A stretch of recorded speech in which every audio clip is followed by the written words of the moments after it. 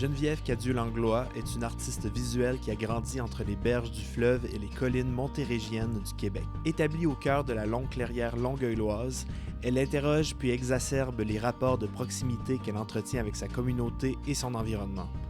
L'enjeu est de rendre visibles ces affects ou tensions ressenties entre les éléments et les individus afin de cultiver un sentiment d'appartenance parfois intimiste, parfois collectif. Cela se concrétise par des installations composées de dessins, collages et d'impressions textiles. Ces recherches l'ont amenée à éprouver les lieux d'installation de ses œuvres par l'exploration de la performance et de l'écriture. Interpellée par les idéologies de l'art contextuel, elle cherche par son langage plastique à s'engager dans un vivre ensemble iridescent aux couleurs pastel, une forme de démocratie poétique du geste et de l'image. Actuellement, l'artiste est traversé par des préoccupations éthiques et éco-responsables dans la réalisation de ses œuvres.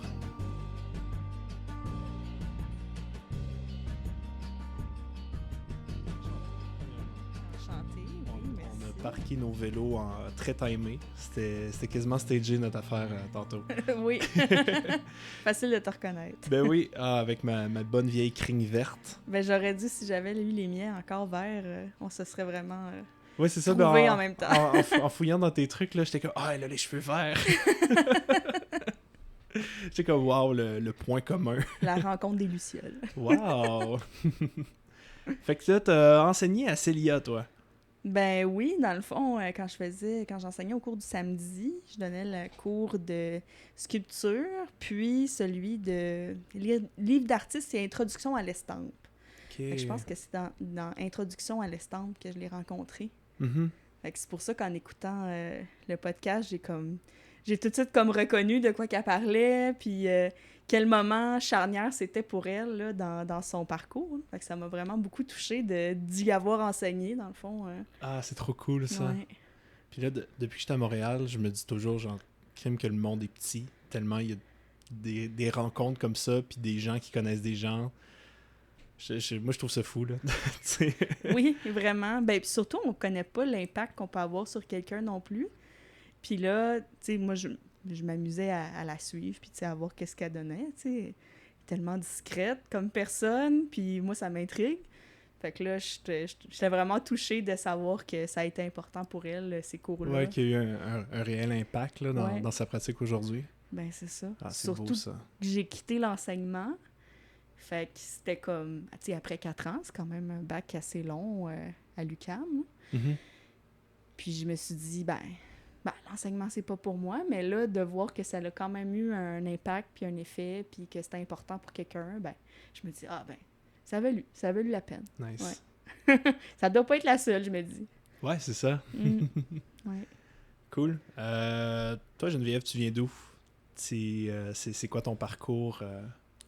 Ouais, ben moi, je viens principalement de la Rive-Sud. Je me suis promenée un petit peu, mais je suis née à Varennes, puis après ça, j'ai habité plus Saint-Lambert, Longueuil, puis là, je suis vraiment... je me considère longueuilloise, je vis et travaille à Longueuil, mais je travaille aussi comme travailleuse culturelle dans Hochelaga Maisonneuve, à l'imprimerie Centre d'artistes. Fait que je me considère un peu voyageuse du pont Jacques-Cartier. Là. Je fais tout le temps l'aller-retour là, en vélo. Fait que, en tout cas, j'ai comme un sentiment d'appartenance aux deux rives, autant sur le plan personnel que de travailler. Fait que, en tout cas, je me sens tout le temps un peu entre deux, puis je trouve que ça nourrit l'un et l'autre. J'ai souvent, tu sais, j'habite dans le Vieux-Longueuil, fait que j'ai toujours la vue sur Montréal, tu sais, puis quand je m'en viens travailler, ben là, j'ai la vue sur Longueuil, fait que je trouve ça quand même particulier. Ouais, la maison est pas loin. Ouais, ben je trouve que c'est une chance d'avoir ce recul-là dans mes déplacements. Ouais, c'est ça, puis d'avoir la séparation de « je travaille là, j'habite là ». Oui. Il y a vraiment un effet psychologique que je trouve important, puis un ressourcement qui est différent. Ouais, d'avoir sa vie professionnelle à un endroit, sa vie personnelle à un autre, mais en même temps, ma vie personnelle, c'est ma vie d'artiste aussi. Ouais. J'ai mon atelier à la maison. Littéralement avoir un pont entre les deux. Oui. Ouais, l'image est forte, puis le vécu aussi, là, j'imagine. Oui, puis comment lier ma vie de travailleuse culturelle avec ma vie d'artiste. En tout cas, il y a comme beaucoup de va-et-vient. Ouais. Ça symbolise beaucoup de choses. Trop nice. Mm. Est-ce que tu peux me parler de l'imprimerie, justement? C'est quoi ton rôle là? C'est quoi la mission de cet endroit-là? Oui.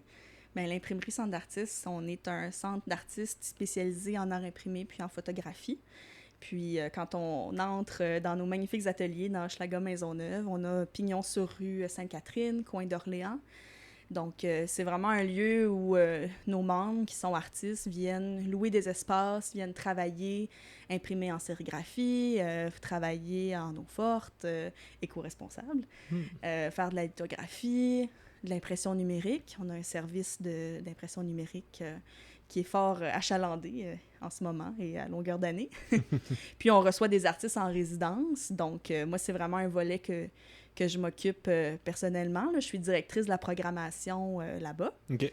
Donc, en concert avec ma directrice générale puis le comité de programmation qui sont formés de membres impliqués, ben là, on établit vraiment nos grands projets directeurs, comme en ce moment, on mène un chantier sur les pratiques artistiques éco-responsables. OK. Puis ça se développe sur 3 ans.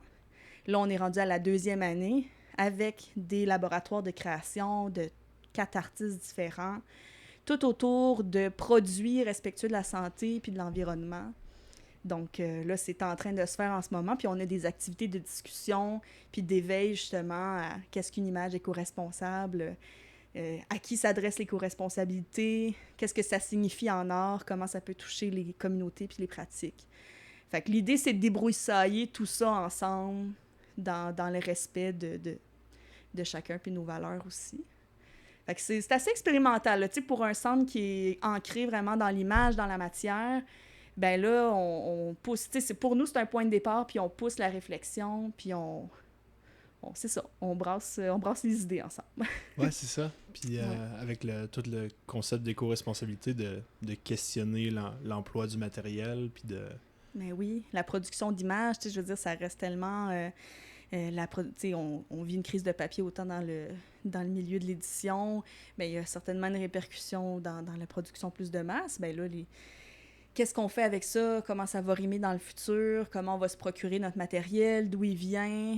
Qu'est-ce que ça signifie produire plus d'objets dans le monde? C'est quand même des préoccupations qui sont au cœur de la vie des artistes, qui sont déjà réfléchis dans leur mode de vie, quand on pense au recyclage, au compost, c'est des choses qui se font dans notre vie quotidienne, mais la pratique artistique, c'est comme tabou, on y touche pas. C'est comme, déjà que c'est difficile de vivre de notre art, ben là, on va-tu nous demander, en plus de ça, d'être éco-responsable? Là, ça vient titiller beaucoup, là. Ouais, c'est vrai. C'est parce que ça nous amène à nous mettre comme un peu des bâtons dans nos roues quand on... je sais pas à quel point on utilise de ressources quand on crée, là, c'est propre à chacune des personnes. Là. Ben, c'est ça. Puis là, nous, l'objectif, c'était justement de creuser ce sujet-là pour pourquoi il y a des réticences, est-ce qu'il y en a? Ça serait quoi les avancées? Qu'est-ce qui pourrait nous inspirer à utiliser des produits qui sont moins dommageables pour nous? Parce que longtemps, par exemple, quand on pense à la gravure, on travaille dans des bains d'acide, là, c'est des produits qui sont dangereux pour les artistes, là. Je veux dire, même encore, on a peut-être eu... ben là, moi, j'ai 32 ans, mais on a eu des professeurs qui ont vécu des contre-coups, d'une pratique, une longue pratique dans les ateliers à respirer des produits nocifs. Fait que c'est important de se re-questionner par rapport à ça, puis de voir, c'est quoi les possibilités. En tout cas, on est là vraiment pour apprendre avec la communauté d'artistes, puis de curieux, en éco-responsabilité, puis de voir, qu'est-ce qui est possible si on change les choses, tu sais. Excellent, ça. Ça fait pas mal, hein? Ben oui! Ça va nous occuper bien comme il faut pour les 3 ans. Je découvre l'imprimerie avec toi, là, puis je suis vendu, là. Surtout si c'est ça la réflexion qu'il y a en ce moment, que vous travaillez, là, c'est super. trop d'actualité. Ben oui, puis là, tu sais, on est déjà comme en train de réfléchir à notre prochain chantier parce que, tu sais, ben, vu que je suis à la programmation, moi, j'ai tout le temps la tête dans le futur, tu sais. Quand on fait des demandes de subventions, ça va être quoi les prochains projets qu'on va aborder, quel artiste on a envie d'entendre parler aussi, puis quelle pratique on veut mettre de l'avant, tu sais, tout ça autour de notre sujet qui est l'image imprimée puis la photographie. Puis, fait que c'est ça. Moi, j'ai vraiment un contact hyper privilégié avec les artistes en résidence. J'ai la chance de discuter avec eux, d'échanger, de voir c'est quoi leurs préoccupations, quelle formation ils auraient besoin de suivre pour améliorer leur pratique, pour évoluer. Tu sais, nous, on est tout le temps dans l'évolution. Tu sais, il n'y a pas une pratique qui est stagnante. Tous les artistes ont besoin d'être nourris, puis ont envie aussi de... En tout cas, tous ceux que je rencontre, là, ils ont vraiment envie d'évoluer au contact d'autres. Fait que c'est pour ça que je parle souvent de communauté de l'imprimerie. Là. Oui, c'est ça. Puis de l'échange qui se passe là, ça doit être super précieux comme communication des valeurs puis des techniques. Là, c'est... Ah oui, ben c'est pour ça que quand on a un membre qui vient visiter et tout ça, on dit, ben tu sais, ici, tu as une communauté, tous les employés, c'est des artistes. Nous, on est intéressés à connaître ton projet, on est intéressés à discuter. Les autres membres sont ouverts aussi. Tu sais, le but ici, c'est de venir travailler, mais c'est pas de rester dans sa bulle, même si tu pourrais aussi dire que moi, je parle pas puis j'ai mes écouteurs. Ça existe aussi. Puis il n'y a pas de problème.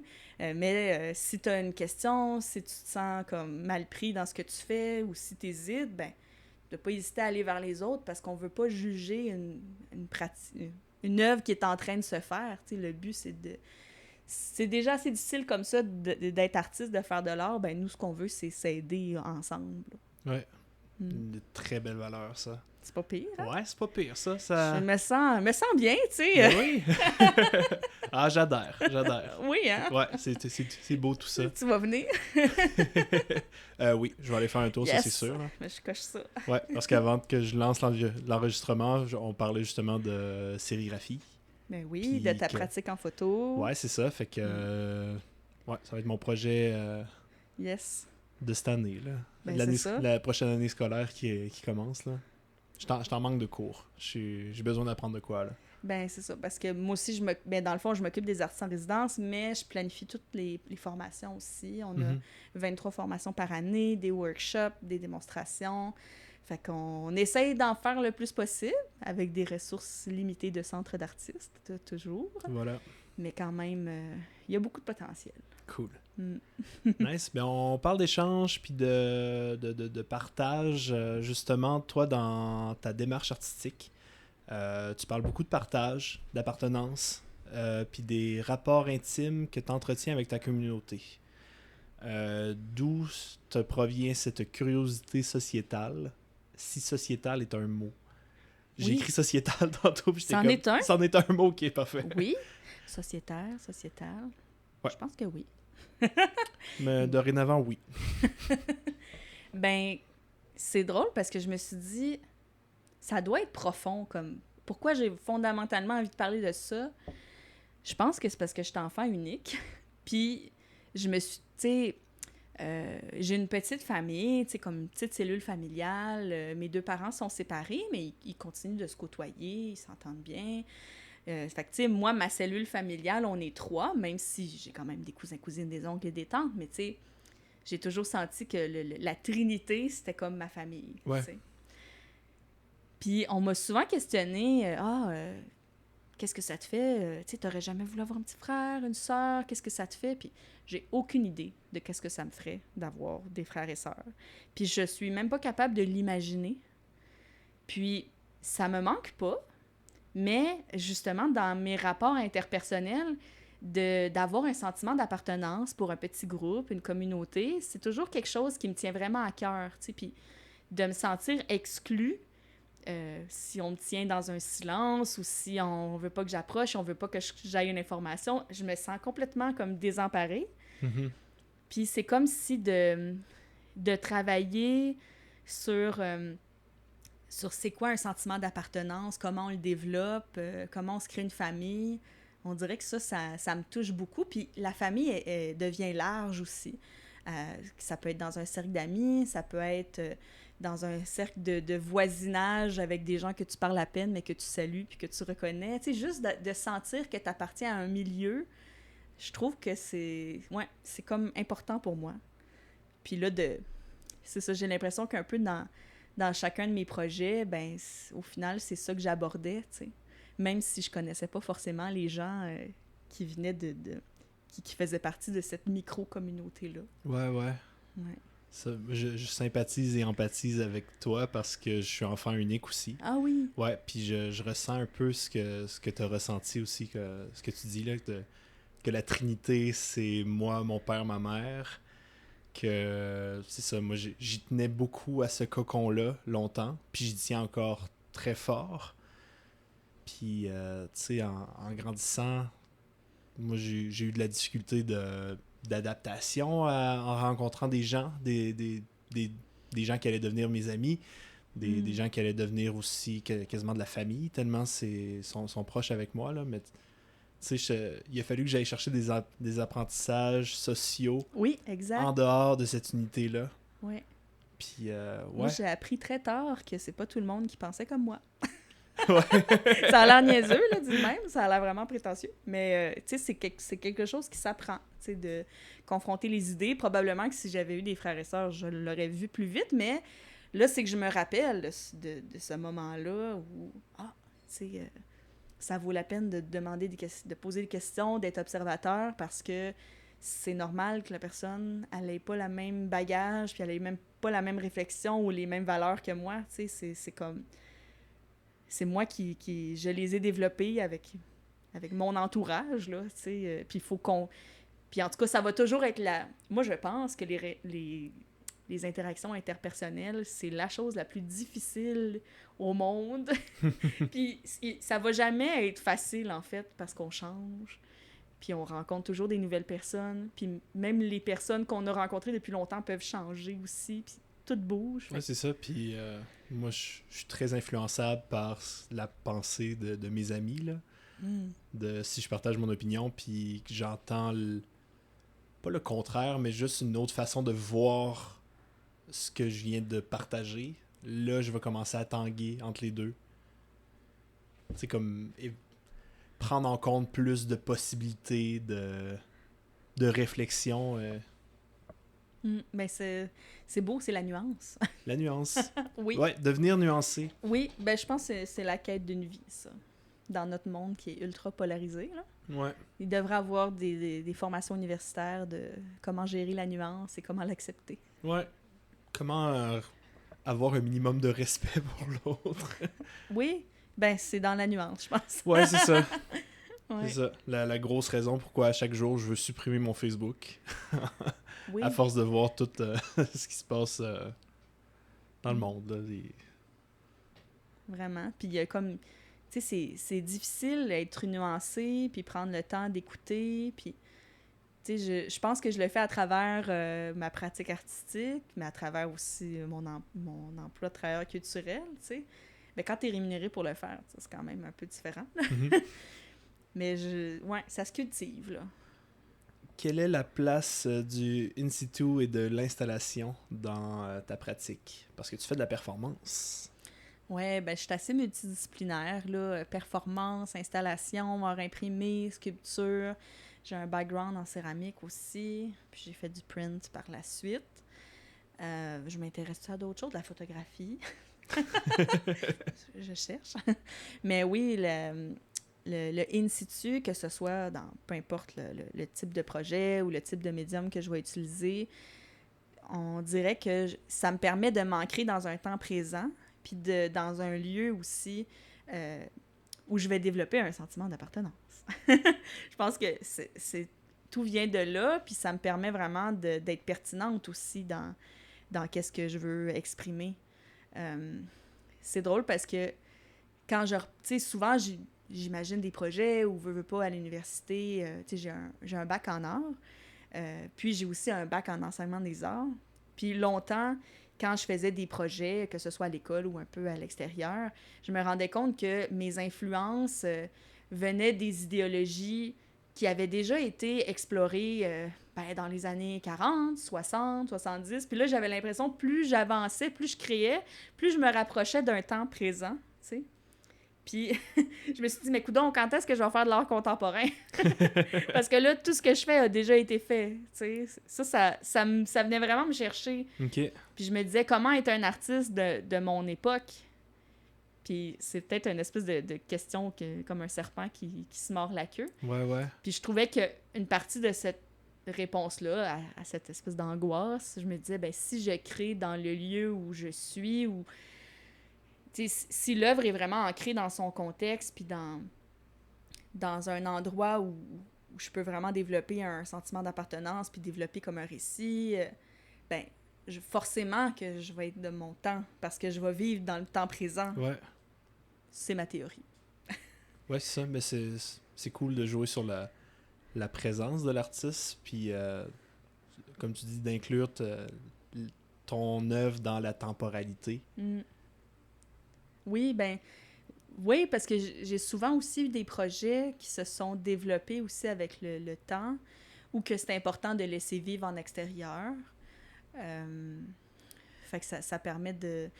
Là, j'ai un exemple qui me vient en tête, mais j'ai fait le projet Lettre à ma mère, que j'ai travaillé avec voyons, je le dirais pas, c'est Arch, pour l'art contemporain. C'est comme un marché de l'art émergent qui a lieu au Square d'Orchester. Puis j'ai participé en 2019 comme artiste de la performance. Puis dans le fond, ce que j'ai créé, c'est un lieu, dans le fond, où j'allais répondre des lettres à ma mère, parce qu'elle, elle m'avait écrit. Elle m'avait écrit sur 1 an, en fait, plusieurs lettres. Puis je savais qu'elle allait m'envoyer des lettres, en fait. C'était comme connu, mais un coup que je les avais reçues, j'ai comme eu un moment de vertige. J'avais peur de les ouvrir. Okay. Je me disais, si elle a écrit, ça doit être important et c'est peut-être même grave. Tu sais, là, vraiment, il y avait toute une espèce d'auto, je sais pas, de petite... Je me racontais comme un peu une histoire, tu sais, en me disant que si j'allais peut-être découvrir quelque chose qui allait pas me plaire, tu sais, ou peut-être que j'étais pas prête à affronter. Mais ça, c'est vraiment moi qui m'emballait, parce que 1 an plus tard, j'ai ouvert ces lettres-là, puis c'était tellement touchant, c'était tellement juste ma mère qui me racontait parfois sa journée, comment elle avait vécu le passage à la retraite. Tu sais, des fois, c'était des moments très précis, des fois, c'était des retours dans le temps où elle m'expliquait sa jeunesse, où elle me parlait d'une chicane qu'on avait eue, pourquoi qu'elle était déçue qu'on se parle pas. Mais tu sais, vraiment quelque chose d'anodin là, qui a duré comme quelques jours, mais qui lui avait fait mal, tu sais. Puis là, quand j'ai lu ça, j'étais super touchée, mais tellement honteuse, là. Je me disais, je suis tellement irrespectueuse de pas lui avoir répondu, puis de l'avoir mis de côté pendant 1 an. Puis je lui mentais presque, tu sais, elle me disait, « Puis, t'as-tu lu mes lettres? » Tu sais, on était en contact, je la voyais à chaque semaine. Puis là, je disais, « Ben, ça s'en vient. Tu sais, j'ai pas le temps. » Tu sais, puis là, je sortais toutes sortes d'excuses. Puis là, je repensais à ça, puis je me disais, mais c'est tellement horrible d'y avoir fait ça. Fait que là, je m'étais dit, ben, pour ce projet-là, je vais m'installer dans le parc pendant 4 jours, pendant toute la durée de l'événement, puis je vais lui répondre. OK. Je me suis dit, bon, ça c'est bien. Mais là, je me suis dit, comment faire pour que, tu sais, ça soit vraiment un projet qui puisse intéresser les gens qui vont circuler et tout ça. Ben, je me suis dit, je vais ouvrir ce projet-là pour que les gens puissent consulter un livre d'artiste. J'avais dessiné ma mère, je l'avais tracé aussi en poème. Okay. C'était un livre en tissu, donc très, très mince et difficile à manipuler. Tu sais, ça prend quand même une certaine lenteur. Puis là, il ventait aussi, tu sais, c'était à l'extérieur, fait qu'il fallait vraiment vouloir prendre le temps de lire le livre pour comme s'absorber dedans, puis comme prendre en contexte l'histoire. Okay. Puis ensuite de ça, il y avait comme 3 bureaux, dans le fond. Ça, c'était un bureau. Moi, j'étais à un autre bureau pour écrire. Et le 3e bureau, ben, c'était les gens qui étaient invités à écrire à leur mère. Il y avait toute la papeterie dans le bureau. Puis ils pouvaient, s'ils le sentaient, écrire et possiblement poster la lettre. Fait que j'avais laissé j'avais laissé tout le matériel pour poster la lettre. Puis, probablement qu'il y en a qui l'ont posté et tout ça, mais je me suis retrouvée avec un bureau rempli de lettres aussi. Il y en a qui étaient cachetées, il y en a qui étaient anonymes, il y en a qui étaient où l'adresse est indiquée avec le timbre. Puis moi, ben j'en ai posté. Ben oui, ben oui. Tu sais, je me suis dit, il y a une adresse, il y a un timbre. Mais j'ai eu des retours par rapport à ça aussi.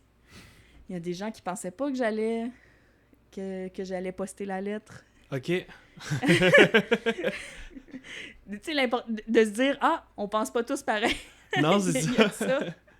Mais tu sais, en tout cas, j'ai eu des retours intéressants, puis j'ai discuté justement avec une personne qui me disait, mais tu sais, ma mère m'a recontacté, on se parlait plus depuis ça, puis tu sais, ça m'a vraiment touchée parce que là, je sentais que j'avais un pouvoir de bouleverser une vie, tu sais. Ben oui, c'est ça. Hey, wow! Mais est-ce que je voulais ce pouvoir-là? Ça m'a fait remettre en question comme est-ce que je veux pousser leur relationnel jusque-là, puis est-ce que j'ai les outils pour accompagner une personne qui participe à mon projet, puis que ça a des répercussions concrètes dans sa vie aussi. Là. Ouais. C'est beaucoup de questions. C'est beau. Ouais. Ça m'a vraiment viré à l'envers, ce projet-là. Crime. Ouais. En fouillant sur ton portfolio, c'est le projet qui a le plus résonné avec moi. Le contact avec sa mère, avec le concept de maman, c'est quelque chose qui me touche beaucoup.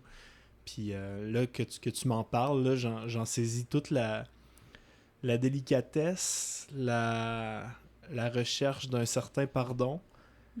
Puis là, avec ces répercussions-là que tu partages, là, c'est une belle profondeur à ce projet-là qui est apparu. Puis ce qui est fou, c'est que moi, je me rendais compte en lui écrivant aussi, puis en la dessinant, puis en retraçant c'était quoi notre relation, c'est que je suis une personne adulte, puis elle aussi, c'est une personne adulte, puis au-delà de notre lien mère-fille, qui a une certaine hiérarchie, veut pas, tu sais, je veux dire, elle m'a éduquée, c'est certain qu'il y a une façon de me parler, puis moi, j'ai une façon de lui répondre aussi. Mais je me suis rendu compte que je devais, pour comme peut-être aller chercher un certain respect ou une notion de pardon, tu sais, que je devais l'apprendre à la connaître comme personne. Puis ça semble un peu anodin, mais ça change toute la perspective que je pouvais avoir sur ma mère. Parce que là, je la vois plus dans sa vulnérabilité, dans son histoire de vie. Tu sais, on dirait que je me sens vraiment plus reconnaissante envers elle depuis que je la prends en compte comme personne. Ouais. Au lieu de juste la voir comme statut de mère, tu sais, qui est quand même important. Wow. Mais c'est un travail de tous les jours. On se voit à chaque semaine. Puis, tu sais, ça... Je veux dire, reste que... tu sais, comme tout bon parent, je veux dire, des fois, c'est pas toujours évident de discuter, puis on a besoin de bien se comprendre, puis là, on se remet en... Tu sais, on se challenge toujours un peu, hein, tu sais. Mm-hmm. Puis, vois-tu cette performance-là comme étant comme un cap de... Il y a eu un avant cette performance-là, vis-à-vis de ta mère, puis il y a eu un après cette performance-là?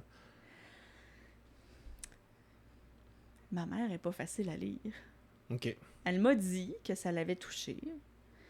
Ce qu'elle m'a dit, c'était que ce qui l'avait le plus surpris, c'était tous les gens qui avaient écrit des lettres après avoir pris en compte l'œuvre, puis après avoir pris en compte les lettres qu'elle m'avait laissées. T'sais, les lettres n'étaient pas présentes, mais le livre en parlait un peu, puis la description de l'œuvre.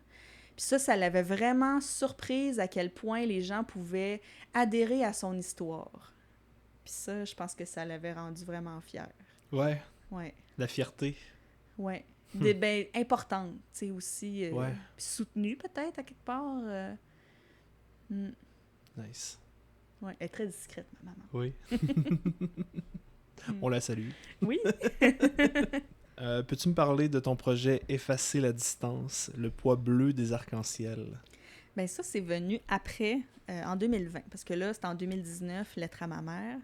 Puis là, j'avais quand même vraiment un aspect relationnel dans ce travail-là. Puis ça avait tellement bien été, je me sentais comme, tu sais, transcendée là, par ce projet-là. J'avais eu des échos super intéressants, puis j'étais comme, je voyais l'importance, le pouvoir créateur, je voyais qu'il y avait vraiment un impact, tu sais, dans la vie des gens. Puis je me suis dit, bon, ben, on est en 2020, mars, pleine pandémie, une crise épouvantable dans les résidences pour personnes âgées.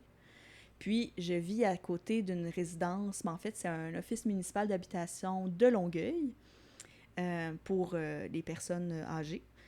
Et j'ai pensé à eux, j'ai pensé à mes voisins que je ne connais pas, que j'ai jamais rencontrés, j'ai jamais parlé, mais que des fois, je vois dans la rue, je les vois aller faire leur épicerie et tout ça.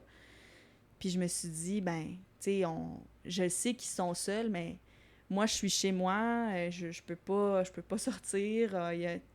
Je vais prendre mes crayons, je vais leur écrire des lettres, tu sais. Bon, c'était quand même pas une petite tâche parce qu'il y a quand même 99 logements. Ça avait l'air pas beaucoup, mais quand on écrit après la 30e, on trouve que c'est beaucoup. Ouais. Donc, puis je me suis dit, je vais me laisser aller, je vais leur écrire ce que je vois quand je fais mes marches, tu sais, mes marches de pandémique, là, autour de la maison, quand je vais près du fleuve, à Longueuil, tu sais, je vais juste comme leur dire ce qui me passe en tête, puis si jamais ils sentent le besoin de me répondre, ben ils auront la possibilité parce que je vais laisser une lettre affranchie pour qu'ils puissent m'écrire en retour. Alors là, j'ai écrit des poèmes, je dessinais aussi dans les lettres en me mettant en m'auto-représentant en dessin aussi à l'intérieur de ces lettres-là. Mm-hmm. Fait que j'écrivais à l'encre bleue sur un papier de ciel nuageux avec des dessins de moi en scène que j'avais dessiné aussi. Puis j'envoyais ça par la poste. Et là, j'avais quand même la complicité de la secrétaire qui m'a vraiment généreusement envoyé les numéros d'appartements pour juste que je puisse avoir le bon dénombrement. Parce que des fois, ça saute d'un numéro à l'autre. Puis pour que les lettres puissent vraiment atterrir dans les casiers postaux. Ouais. Puis, fait que c'est ça. J'ai commencé à envoyer mes lettres. Puis là, ça commençait à répondre. Tu sais... tranquillement, là, tu sais. Mais j'ai vraiment correspondu au moins avec une personne de manière assidue. Puis, entre-temps, il fallait que je continue d'écrire les lettres parce qu'il y en avait quand même 99 à faire. Fait que je te dirais, là, une fois semaine, je m'assoyais à peu près entre 6 à 8 heures pour écrire les lettres. Ah oui? C'était énorme. Puis j'écrivais à la main. Ouais. Puis à un moment donné, il a fallu que j'ajuste ma méthode un petit peu, là. Mais bref, des fois, j'envoyais des recettes, tu sais, mais toujours écrit à la main, toujours dans l'esthétique aussi. Parce que l'esthétique de la lettre était super importante pour moi. Je voulais qu'ils puissent l'identifier comme à une certaine œuvre ou qu'ils puissent en parler entre eux puis sentir qu'il y a quelque chose qui se passe, tu sais. Mm-hmm. Et là, j'ai eu des réponses, puis c'était super intéressant. J'ai vraiment développé des liens. Mais je sentais que une personne en particulier avait besoin de ces lettres-là et les attendait. Même jusqu'à venir chez moi pour demander quand est-ce que la prochaine lettre allait venir. Okay. Tu sais, puis c'est mon copain qui répondait. Mais j'ai jamais rencontré cette personne parce que c'était toujours mon copain qui était là, finalement. Puis lui, il disait, là, ça commence à me gêner un peu, tu sais, il vient à la maison, il insiste un peu, mais je sentais quand même un peu la détresse de cet homme-là, tu sais, d'avoir besoin d'être répondu. Puis là, je me suis dit, hey, j'ai-tu comme été pas trop loin, mais tu sais, je suis rentrée dans l'intimité de ces gens-là. Est-ce que je leur dois, tu sais, de continuer la correspondance, tu sais? Où s'arrête le projet? Puis j'ai eu des conseils après de collègues artistes et tout ça qui suggéraient d'établir une fin, tu sais, dès le départ. Tu sais, c'est comme une espèce d'entente, si on veut. Tu sais. Ouais, OK. De dire, je commence à vous écrire et la fin de ce projet sera telle date, tu sais, pour qu'il y ait pour pas qu'ils se sentent comme trahis, tu sais, dans le processus ou déçus, tu sais. Mm-hmm. Mais bon, on apprend. Tu sais, moi, il a fallu que je rompe parce que ça devenait trop accaparant, tu sais, ça devenait trop exigeant, puis tu sais, c'était quasiment une lettre de rupture que j'ai dû écrire avec cette personne, mais tu sais, je pense que ça s'est bien passé, tu sais, parce que j'ai vraiment pris le temps d'échanger au moins une bonne douzaine de lettres, avec cette personne-là. Peut-être pas 12, là. C'est lui qui écrivait beaucoup, mais... Puis il y avait d'autres personnes aussi qui me répondaient entre-temps, tu sais, qui voulaient que je les appelle au téléphone.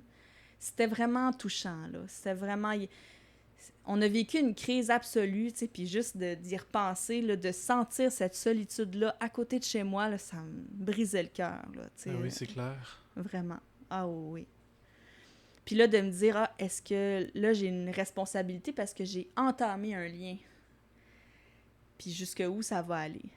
Fait que pour moi, justement, cette amorce-là dans l'art relationnel, là, j'ai vraiment eu des questionnements sur comme, c'est quoi ma position? Elle est où la limite? Est-ce que j'ai le droit d'aller là avec les gens? T'sais, parce que je suis pas intervenante, je suis pas psychologue, mais je me suis dit, ça c'est... Si jamais je veux refaire un projet de cet ordre-là, je prendrais vraiment ça en compte pour avoir du soutien puis avoir des outils. Ouais. Pour pas justement comme faire vivre quelque chose de négatif à quelqu'un à travers mon œuvre. Non, c'est ça. Ouais. Très comprenable. Très, ouais. Très légitime comme volonté. Ben, c'est fou de voir à quel point les artistes, on a un impact dans la vie des gens, puis c'est peut-être juste pas toujours très évident, mais que ouais, ça a un grand potentiel. Puis c'est de voir si on veut l'explorer, puis si on a les outils puis les capacités pour le faire.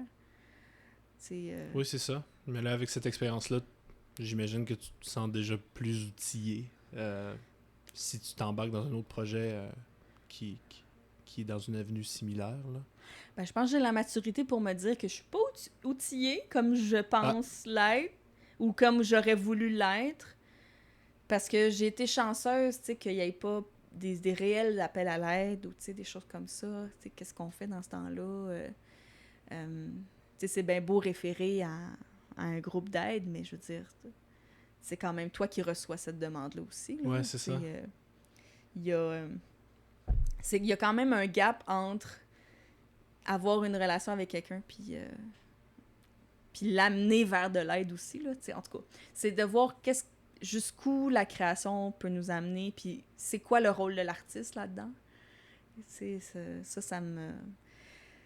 Ouais, si je m'embarque dans quelque chose... C'est ça. Pour le moment, tu vois, la pandémie a fait en sorte que ça m'a tellement troublée que je me suis dit, je pense que j'ai envie de me concentrer sur mon univers à moi, puis de peut-être pas retourner vers l'interaction avec d'autres gens, tu sais, parce que je faisais beaucoup participer les gens dans mon travail et tout ça. Ouais.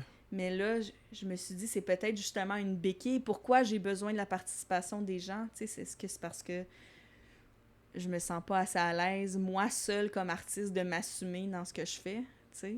Ouais. Je me suis demandé, tu sais, je suis encore dans cette réflexion-là. Tu questionnes à fond tes thématiques de partage puis de relations interpersonnelles, là, Ben oui, parce que c'est ça, tu sais, parce que tu veux pas être égoïste dans qu'est-ce que tu proposes. Tu sais, je trouve que c'est pour ça, quand je parle du sentiment d'appartenance, puis de cultiver ma communauté, puis de vraiment comme explorer les liens avec les autres que je peux entretenir, tu sais. Il y a aussi une question de respect envers les personnes autour, puis de pas les utiliser, tu sais, là-dedans. Puis c'est pour ça que dans les œuvres participatives, ben ça, c'est vraiment un questionnement qui me revient souvent. Avant toute chose, je pense que c'est important d'être assez solide, soit comme artiste avec soi-même, puis avec sa démarche, avant d'aller chercher les autres. T'sais. Puis en tout cas, j'avais peut-être besoin d'un retour, moi seule comme artiste, qui je suis, qu'est-ce que j'ai envie de faire, avant de retourner vers les collaborations puis la participation. Je dors pas beaucoup, hein? Wow! Hey! Puis, tu sais, ça fait en sorte que ces réflexions-là, ça te fait beaucoup attendre dans le processus créatif. Tu sais, j'ai des œuvres qui sont sur pause depuis comme 5-6 mois, puis que j'avance progressivement parce que là, tu sais, je remets en question beaucoup de choses, tu sais. Puis je me suis dit à un moment donné, mais là, à force de me poser 300 000 questions, est-ce que je suis toujours artiste, puis est-ce que je suis toujours en train de créer? Parce que là, j'ai l'impression de stagner. Ouais. Puis je pense que j'ai trouvé ma réponse dernièrement, là, dans un voyage pour le travail en Norvège cet été. OK. Tu sais, j'ai l'impression que tous ces questionnements-là sont ultra légitimes, puis c'est ça qui me fait m'auto-réfléchir sur ma démarche. Puis, tu sais, quand je voulais justement me concentrer sur moi, qu'est-ce que je fais seule comme artiste, ben j'ai le droit d'être une artiste en attente de création aussi, ou qui réfléchit à l'œuvre qu'elle va faire, ou qui fait une œuvre qui est pas... qui va sortir juste dans 6 mois. Tu sais, il y a comme... On n'a pas toujours besoin de rendre public ce qu'on fait non plus, tu sais. Dans l'univers qu'on vit, c'est pas toujours évident de s'en affranchir. Non, c'est ça. Je crois que j'en ai jasé... Je sais pas si j'en ai jasé avec JP sur le podcast ou en personne avec lui. Mais tu sais, à cause des médias sociaux, à cause de tous les outils de partage qu'on a, aussitôt qu'on a une percée créative, de vouloir la partager aux gens. Mais tu sais, c'est juste des petits allumes-feu, là. Oui. Ah, ça, cette section-là du podcast, ça m'a vraiment, vraiment interpellée parce que c'est comme un... On se sent obligé de partager qu'est-ce qu'on fait, l'accomplissement qu'on a eu, tu sais, voilà, je vous prouve que j'ai fait de l'art, tu sais, puis en tout cas, c'était un peu ça qui exprimait. Exact. Wow, ouais, c'est exactement ça, Ouais. la phrase. Ouais. Puis c'est malsain, j'ai rien à prouver à personne, là. Non, c'est ça. Puis, tu sais, si tu gardes tous tes allumes-feu pour toi, tu sais, t'as le pouvoir de créer un incendie, là, avec ça. Ah, c'est bien dit. Au moment qui me sera opportun aussi. Je pense qu'on peut se choisir, puis que ça va... Moi, j'ai l'impression des fois que tout le temps partager ce que je fais, c'est comme si je fais plus rien, parce que là, je veux dire, je suis pas en train de le créer, là. Je suis juste en train de le partager. Ouais, c'est ça. Puis, ça fige aussi tes petites créations quand tu les partages. On dirait que ça lui donne une finalité. Ah, c'est vrai. Tu peux plus vraiment la prendre puis la modifier parce que tu l'as présenté aux gens comme étant une finalité. Ah, c'est certain que ça l'habite beaucoup d'artistes aussi de voir ça de cette façon-là. Ouais. Parce que c'est comme ça le double tranchant. Autant que tu peux montrer ton processus de création, puis de montrer l'œuvre en évolution, autant que si tu captes pas du début à la fin le processus, ben t'as juste comme un fragment, puis pour l'autre qui regarde ce que tu fais, ben il voit juste ça comme une finalité, une image. Ah, c'est l'œuvre qu'il a fait. Mais toi, tu sais... Mais il y a tout un processus avant et après qui aurait été nécessaire de voir aussi. C'est peut-être... ouais.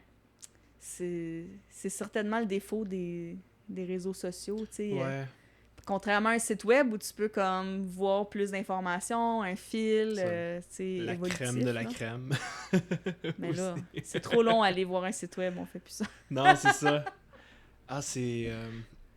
je travaille à mon cégep comme technicien remplaçant au comptoir photo.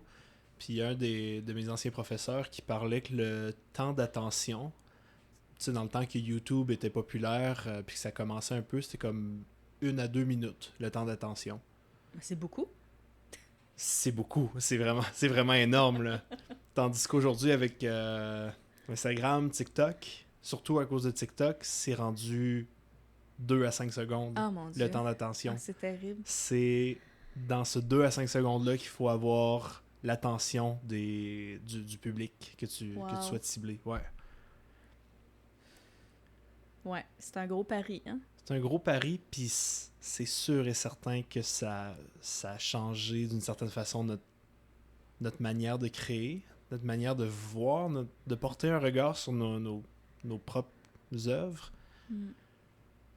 Ben oui. C'est un peu effrayant, là. Absolument.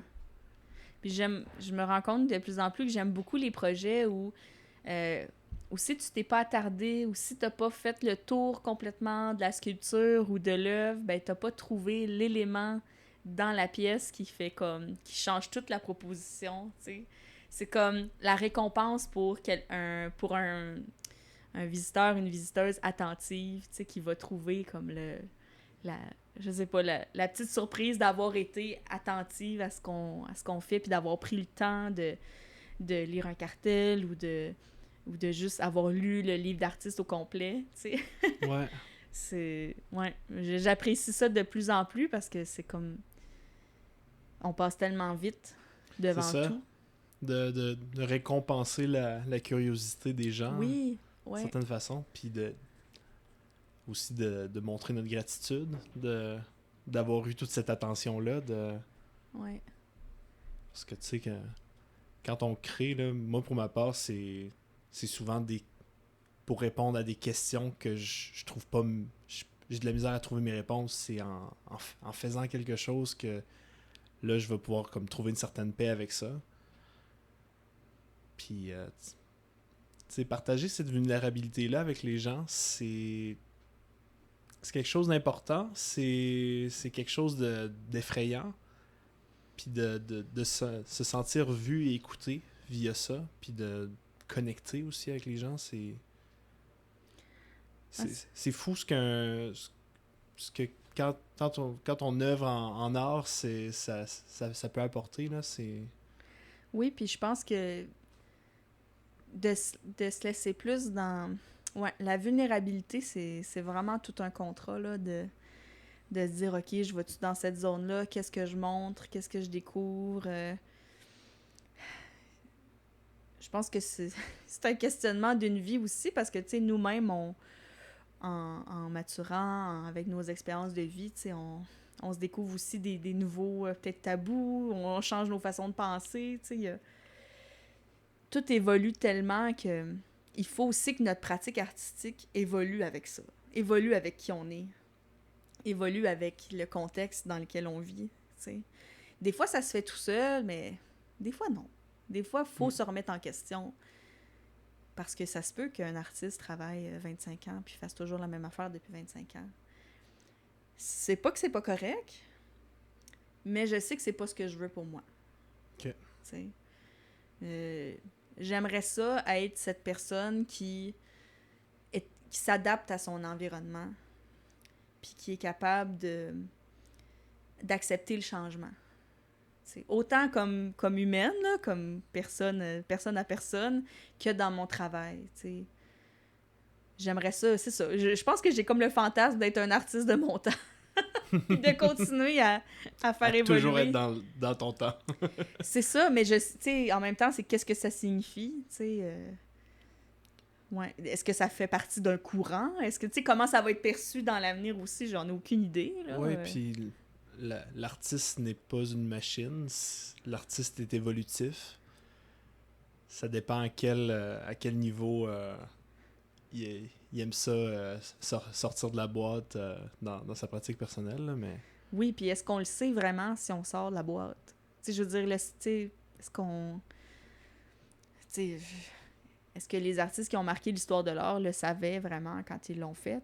Ou c'est plus le regard après occidental qui a déterminé « Ah oui, tel artiste est le marqueur.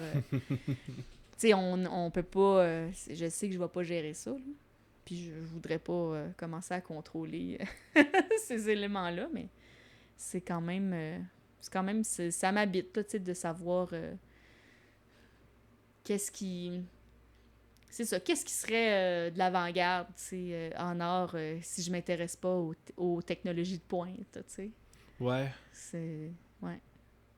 Je sais pas. Les avant-gardistes, là, ils ont compris de quoi qu'on n'a pas compris, certains. Mais c'est fou parce que dans le fond, ils sont comme revenus à la source, tu sais? Ouais. Revenus à la couleur, le pigment, la ligne, tu sais, comme épuré de plus en plus. Puis là, ben, Il y a un retour à la figuration, un retour à juste l'exploration de la réalité. Mais là, en tout cas, tu sais, je me dis à un moment donné, est-ce que ça va constamment être des va-et-vient? Tu sais, puis je sais pas. J'ai aucune idée. Faut juste éclater la forme, dans le fond. Ouais, c'est ça. Tout est possible. Ouais.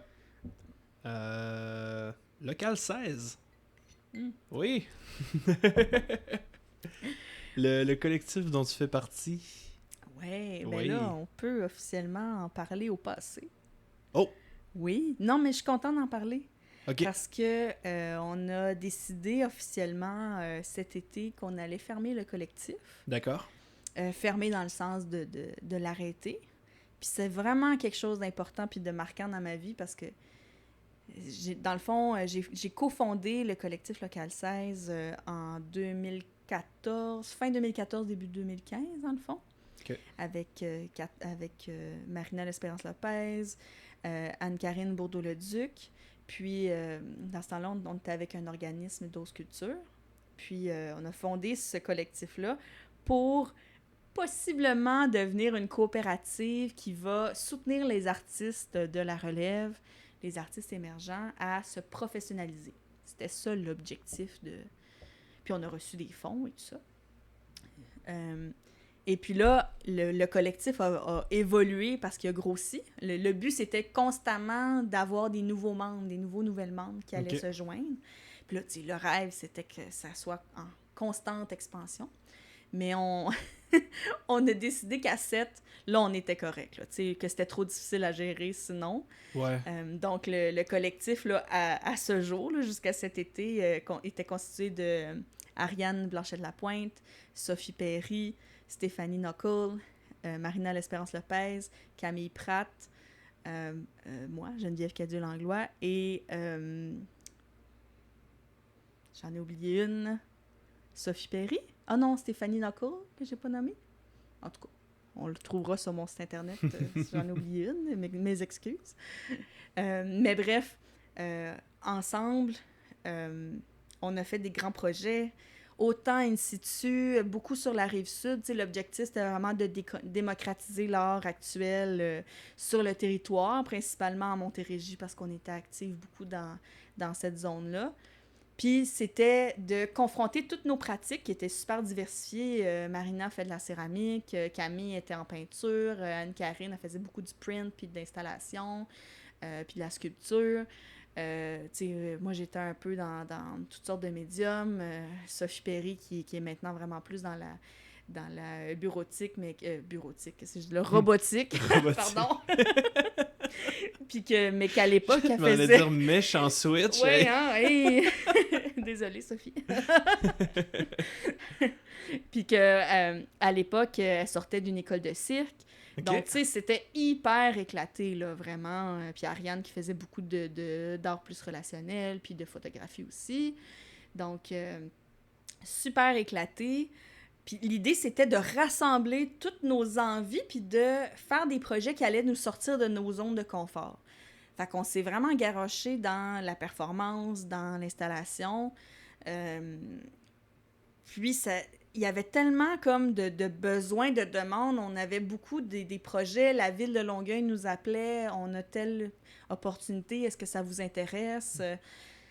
En tout cas, on a vraiment beaucoup roulé, surtout les étés, parce qu'il y avait comme beaucoup d'opportunités, beaucoup d'événements qui invitaient des collectifs d'artistes ou des artistes à intervenir. OK. Et puis, jusqu'à notre dernier projet, qui était une sculpture semi-permanente. Ben, entre toi et moi, si c'est en aluminium découpé, c'est pas mal permanent. Ouais. Qui est au parc Michel Chartrand, en fait, qui s'appelle « Être ensemble ». Puis c'est une sculpture qui représente la solidarité entre femmes, qui dialogue aussi avec l'autre œuvre qui est installée dans le parc, qui est La Force ouvrière d'Armand Vaillancourt. Là, c'est une immense sculpture en acier qui représente justement le syndicaliste Michel Chartrand, dans le fond, avec toute sa force et sa prestance. Là, ça ressemble un petit peu à une espèce de porte-voix aussi, là, si on peut l'imaginer. Puis, nous, justement, ça avait beaucoup d'écho pour nous, cette œuvre-là. Puis, Nous, on avait beaucoup en tête Simone Monet-Chartrand, sa femme, qui est une personnalité hyper importante dans le mouvement féministe. Puis nous, on avait justement envie de représenter comment on peut s'élever dans la communauté en tant que femme, puis s'entraider. Fait qu'on on a fait une sculpture qui représente en fait 4 silhouettes, les 4 personnes qui participaient au projet. Là. Il y avait Sophie Perry, Stéphanie Knuckle, Ariane Blanchet de la Pointe et moi. On a fait nos 4 silhouettes en aluminium découpé, de couleurs très vives, là, qui va du bleu cyan, jaune, orange, rose, et qui s'entraident à monter dans la cime d'un arbre. Ouais, j'ai vu les photos, là, puis c'est super beau, c'est aérien, c'est gracieux aussi. Oui. Ouais, ouais. C'est ça le mot. Ouais. Puis on voulait ça, tu sais, vraiment ludique parce que c'était en face d'un parc pour enfants aussi.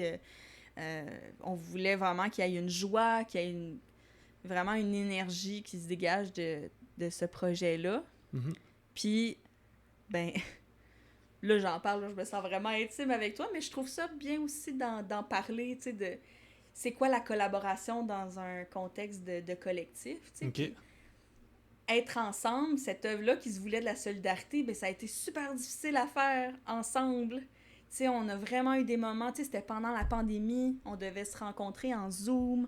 C'était un projet long qui a pris 1 an à se développer. Tu sais, il y avait beaucoup, beaucoup de technicalité au niveau des matériaux, au niveau de l'installation. On avait des intervenants aussi qui venaient nous supporter pour la structure. Mm-hmm. Beaucoup d'éléments techniques à réfléchir. Puis ça l'a fait en sorte que les communications dans le groupe étaient vraiment difficiles. Je pense que ça nous a beaucoup échaudés. Il y avait quand même deux membres du collectif qui enseignaient à ce moment-là. Fait que j'imagine que leurs conditions de travail étaient vraiment pas faciles aussi. Même chose dans le milieu culturel, ça allait vraiment pas bien. Il y avait comme beaucoup d'éléments qui faisaient en sorte que les liens sociaux, les liens d'amitié, comme avaient tendance à s'effriter aussi. Ouais. T'sais? Puis je veux vraiment en parler avec beaucoup de respect parce que je pense pas que c'était volontaire du tout que ça s'effrite, mais c'est arrivé. Puis dans le fond, ben, je pense que chacun a pris avec le temps, avec les années de pandémie, tu sais, avec la fin du projet, a pris comme de la distance, tu sais, avait hâte que ça termine aussi, tu sais. Ouais. Peut-être se sentait moins en phase avec ce projet-là qui nous avait peut-être un peu qui nous avait vraiment comme échaudé, peut-être, là. Ouais. En tout cas, je parle pour moi, là. Moi, ça m'avait échaudé.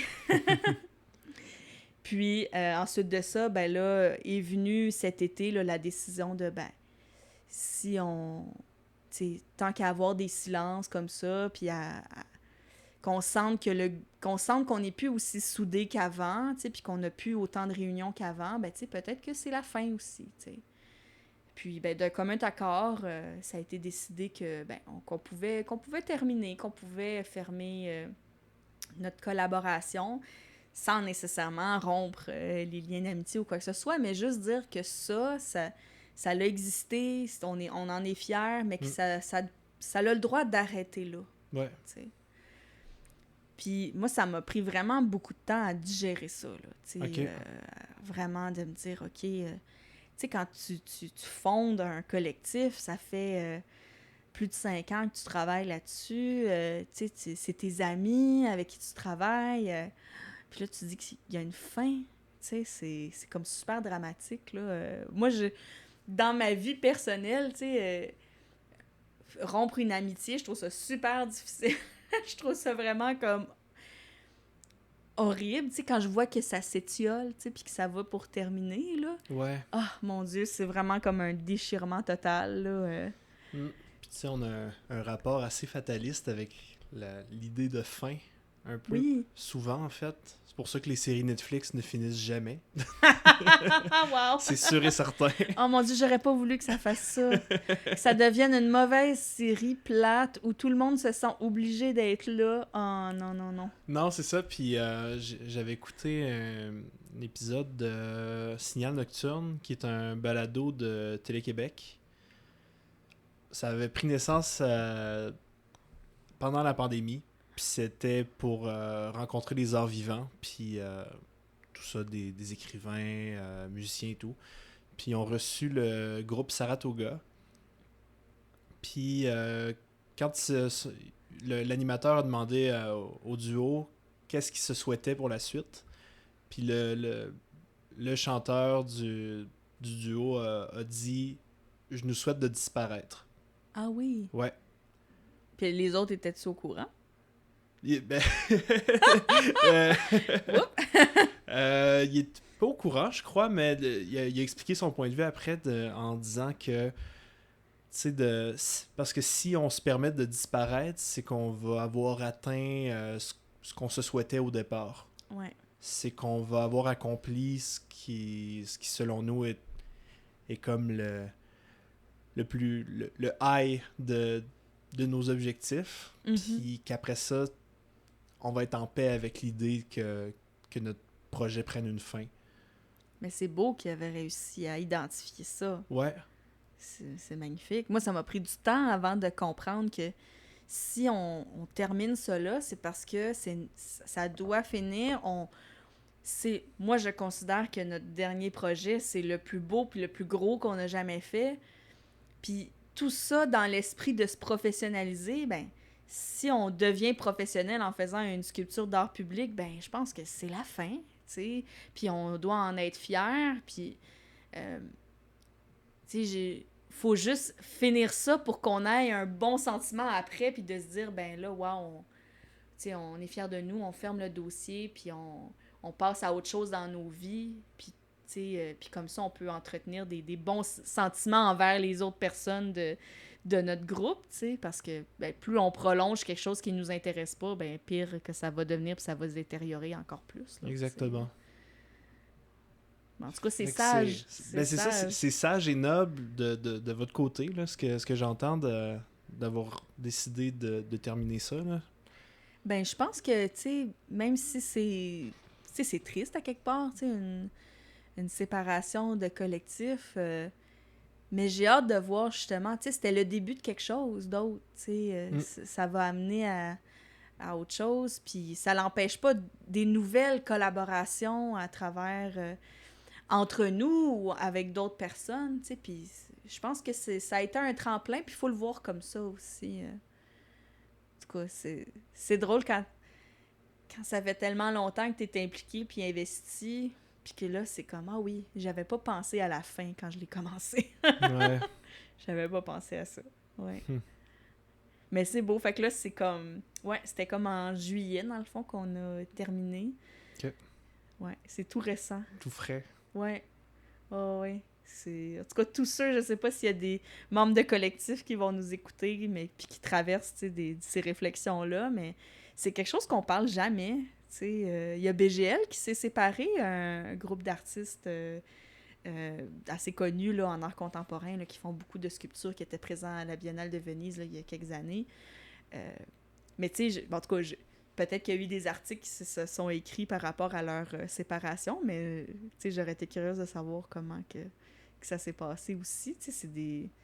Quand c'est une carrière, c'est quand même différent. Ouais. Nous, on est jeunes, là. Eux, ils sont quand même avancés dans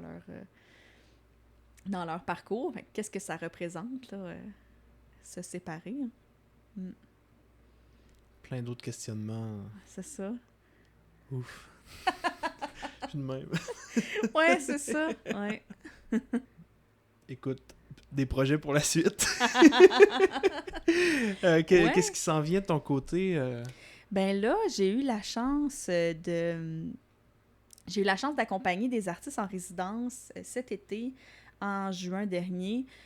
Pour une semaine, là, j'étais partie les rejoindre en Norvège. Eux, c'est Marc-Claude Gendron, Jocelyne Thibault, puis Caroline Ariane Bergeron. C'est des artistes qui ont été sélectionnés par l'imprimerie pour faire une résidence à Prima-Inc. en Norvège. Et là, j'ai eu l'occasion d'aller les rejoindre pour documenter leur travail, le partager sur les réseaux sociaux, rencontrer les acteurs culturels de l'endroit. On était complètement au nord de la Norvège, à Tromsø. OK. C'est la ville la plus septentrionale de la Norvège, super active culturellement, mais vraiment tout petite. Puis comme l'île de Montréal, un peu, parce que c'est vraiment une île. Puis, c'est ça. Fait que j'ai pu les accompagner, puis on a visité ensemble un festival. En tout cas, c'était vraiment une expérience incroyable. On a rencontré plein de gens. J'ai vraiment adoré mon expérience. Je me sentais comme... En tout cas, c'est une artiste, c'est Jocelyne qui nous disait ça. Elle disait « Oh, c'était comme notre agente, c'était tellement le fun. » On pouvait te déléguer, puis toi, tu parlais pour nous autres. Puis j'ai dit « Ben moi, j'aimais ça parce que là, je sentais la place que je pouvais occuper pour les soutenir dans leurs projets. Mm-hmm. » Bref, fait que quand j'ai été en Norvège, j'ai pris cette semaine-là qui était très intensive avec les artistes, puis après ça, j'ai pris mes vacances là-bas pour vraiment découvrir le pays. Puis, ce qui m'a complètement comme foudroyée, c'est la non-hiérarchisation des domaines artistiques. Par exemple, l'artisanat, le design, l'art contemporain, il n'y a pas de domaine qui est moins considéré qu'un autre. OK. Tu sais, comme ici, en Amérique, l'artisanat est souvent relégué au rencard. Tu sais, c'est comme, ben là, c'est de l'artisanat, c'est pas de l'art contemporain. Tu sais, c'est comme... C'est comme... C'est comme si on avait besoin de redonner les lettres de noblesse. Tandis que là-bas, la place de l'artisanat est toujours mise en valeur, puis est toujours considérée, puis on comprend l'importance que ça a dans l'art contemporain et dans le design, parce que tout ça est vraiment lié. T'sais. Ouais. Le design graphique, là-bas, est super important. Donc, en tout cas, moi, ça m'avait vraiment marqué, puis je voyais dans les musées, dans les institutions, qu'il y avait tellement de pratiques artistiques diversifiées, autant plus artisanales, comme le tressage de tapis, comme... en tout cas, des pratiques Sami, là, les communautés autochtones norvégiennes. J'ai trouvé qu'il y avait vraiment une belle harmonisation de toutes ces pratiques-là, puis ils se valaient toutes. Puis ça m'a beaucoup décomplexée par rapport à ce que je faisais, parce que j'ai commencé récemment à faire du papier marbré, qui est en fait, ça s'appelle de l'ébru ou du suminagashi. Okay. C'est dans le fond, tu déposes des gouttes d'encre sur une eau qui est gélifiée, soit avec de l'algue. Fait que ça fait comme un bassin d'eau un peu où l'eau devient un petit peu plus lourde que la peinture que tu déposes dessus. Puis c'est des encres que je fabrique moi-même. Puis tu déposes ça en gouttes et tu réussis à créer des motifs de différentes formes. Là. Il existe des patterns et tout ça. Puis ensuite de ça, tu déposes un papier et tu soulèves le papier, puis là, l'encre va s'être transposée sur les papiers. Fait que ça fait des effets de marbrure, là, souvent. Donc, j'ai commencé à faire ces impressions-là, puis à faire des découpages, puis des collages avec ces papiers-là.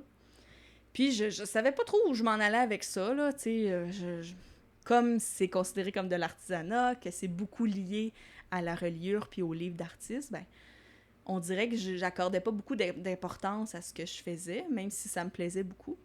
Mais là, j'ai l'impression que depuis que j'ai vu ailleurs comment l'artisanat est considéré, ben j'ai l'impression de donner beaucoup plus d'importance puis de me dire non, mais tu sais, j'ai le droit de travailler des collages qui sont plus formels, où les questionnements sont beaucoup plus à propos des couleurs, à propos de la profondeur, à propos des textures, tu sais, ça n'a pas besoin toujours d'être intellectualisé d'un premier coup ou d'avoir toute une théorie à coller sur un projet pour qu'il soit intéressant puis pertinent, tu sais. Fait que je laisse beaucoup plus mon côté intuitif aller à travers ça, puis là, j'ai développé des grands panneaux très colorés avec les couleurs du ciel un peu qui me rappellent la Norvège puis qui me rappellent les grands espaces. Puis là, ça fait un peu comme des objets qui flottent dans ces espaces picturales-là. Fait que je me suis comme un peu plus lancée dans le 2D. Si on peut appeler ça de la peinture, ben ça sera de la peinture collage. Ouais. Ouais. Fait que c'est pour ça que là, j'ai un peu plus mis de côté la pratique collaborative, participative, pour me recentrer vers un univers intérieur coloré qui me fait penser vraiment aux espaces que j'ai visités, puis aux textures qui nous entourent, textures de la nature, mais vraiment dans mon imaginaire. Là, je ferme les yeux, je vois des couleurs, je vois des montagnes. C'est les montagnes de la Norvège qui m'inspirent encore. Là. Ouais. C'est que ça va être ça, mon futur pour la suite. Ouais. Exploration, puis pas de pression. Ouais, j'ai le droit. T'as le droit. Ouais. Ouais. Ça me tente, ça. Ouais, se mettre de la pression sur les épaules, là, c'est fini, ça, c'est cancel. Non, c'est ça. Juste le geste libérateur de créer, puis de pas savoir où ça s'en va, mais finalement, de se faire confiance comme artiste, il y a une esthétique qui est là, il y a des intentions, je me laisse aller, puis je me sens confiante là-dedans. J'ai comme une révélation, là. Yes, puis de pas tout poster sur Instagram, puis pour laisser le temps au projet de prendre racine un peu, là. Puis... C'est ça. Un petit peu pour en parler une fois de temps en temps, ouais, là. Ouais. Pour faire plaisir à ceux qui me suivent. Ben oui. Qu'est-ce que tu dirais à la jeune Geneviève qui se dirige dans un parcours artistique? Suis-je déjà vieille?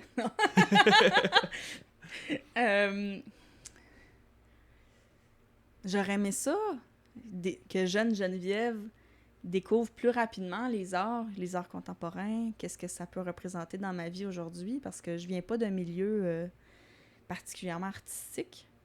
Moi, je dirais, participe aux activités, va dans un musée, assis-toi dans une galerie, tu as le droit d'être là. Tu as le droit de regarder, de t'asseoir, de prendre le temps. Ces lieux-là sont pour toi. Y a pas... t'as pas besoin d'être habillé propre. T'as pas besoin d'avoir une autorisation quelconque. Les galeries, les musées, les lieux culturels, c'est des lieux ouverts. C'est là pour accueillir les gens. C'est là pour être vu. Puis, il n'y a pas de gêne. T'arrives avec ton bagage, avec ce que tu penses, avec tes interprétations, puis ce que tu vois, comment tu l'interprètes, ça a une valeur, tu sais. Puis l'artiste, s'il a créé cette œuvre-là, c'est pour qu'elle soit vue, fait qu'il n'y a pas de gêne à ce que ce soit toi qui la regarde, tu sais. Puis je pense que ça pourrait vraiment éveiller... S'il y a beaucoup d'autres personnes qui entendent ça, puis qui se sentent mal à l'aise de rentrer dans une institution culturelle, vraiment, ça vaut la peine parce que ça peut changer des vies, tu sais. Littéralement. Bon. On l'a entendu avec tes projets dont tu as parlé, là. Ben, j'ai pas la prétention d'avoir changé leur vie, mais peut-être, ouais, ce petit moment-là, peut-être, ouais. Une méchante bonne différence, certain. S'il n'y a pas eu de gros changements, là, une bonne différence. Quand même, ouais. pour avoir un retour, ouais. Comment qu'on peut te suivre puis supporter ton travail?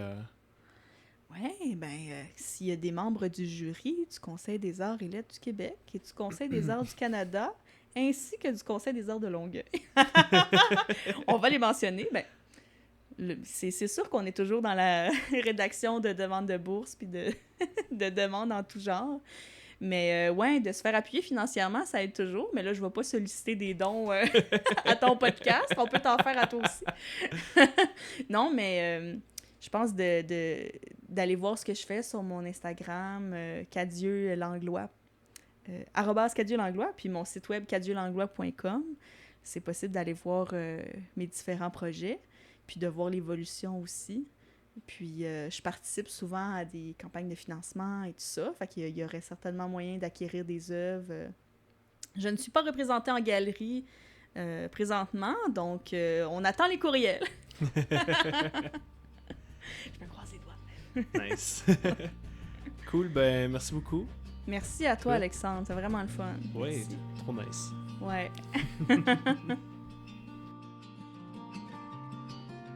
Pour rester au courant des prochaines discussions, suivez-nous sur Instagram. Vous pourrez y trouver les liens vers les différentes plateformes d'écoute, ainsi qu'un lien vers le serveur Discord pour discuter du podcast avec d'autres auditeurs. Merci pour votre écoute et à très bientôt.